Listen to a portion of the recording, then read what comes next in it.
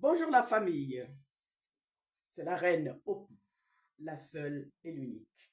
On se retrouve à nouveau aujourd'hui pour parler du 8 mars, Journée internationale des femmes selon l'ONU et Journée internationale des droits des femmes selon l'ONU Femmes. Je vais essayer un peu de faire la comparaison au niveau mondial et par rapport à l'Afrique et surtout le Congo-Brazzaville. Les objectifs de la Journée internationale des femmes, c'était pour mettre fin à des inégalités femmes-hommes et puis aussi exiger des droits.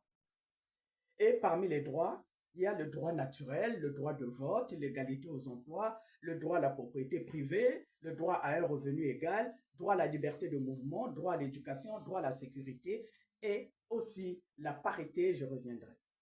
Si nous voyons un peu au niveau de l'Afrique, pour ne pas dire du Congo-Brazzaville, droit naturel, nous l'avons. Droit de vote, nous l'avons. Hein? L'égalité aux emplois, est-ce que nous l'avons? Répondez à la question. Droit à la propriété privée, je pense que ça ne pose pas de problème. Droit à un revenu égal. Est-ce que le droit à un revenu égal pour un poste homme-femme, ça existe au Congo? Je pense que oui. Bon, je peux me tromper. Hein? Droit à la liberté de mouvement, nous l'avons. Droit à l'éducation, nous l'avons. Droit à la sécurité. Je reviens sur droit à l'éducation. Et qu'aujourd'hui, vraiment, 100% de filles vont à l'école? Ça aussi, c'est une question. Vous pouvez y répondre. Et puis, nous arrivons au droit à la parité. Je crois que si nous pouvons avoir une exigence en 2026, c'est le droit à la parité. Ça, au moins, je suis sûr, je peux confirmer qu'au Congo-Brazzaville, il n'y a pas de parité. C'est quoi la parité? La parité, c'est la représentation des femmes dans des postes décisionnels. C'est l'égal accès des femmes et des hommes aux mandats électoraux et aux fonctions électives. Et ça, au Congo, et personne ne va me démentir, ça n'existe pas. Il va falloir que nous faisions de 2026 l'année de l'exigence de la parité. Seule la lutte libère. Nous, les femmes, nous sommes les gardiennes des temples. À ce titre, nous devons participer de manière solidaire à la construction de notre société. Nous devons nous battre collectivement ou individuellement contre toute forme d'oppression.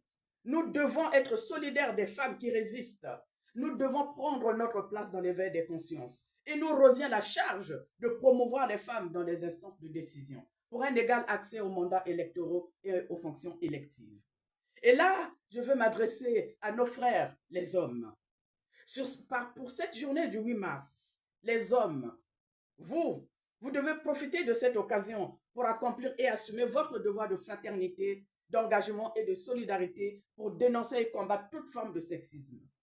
Nous devons cheminer ensemble pour rendre possible l'impossible. À ce jour où le monde est en train de basculer et que la destruction est à notre porte. Si aux côtés d'un grand homme, il y a une grande dame, aux côtés des grandes dames, les grands hommes ne doivent pas être absents. Nous devons afficher ensemble notre solidarité. Nous devons être unis, car c'est l'union qui fera notre force. Mon monde à moi. Quand je dis cela, je vous dis à très bientôt. C'était la reine Opu, la seule et l'unique.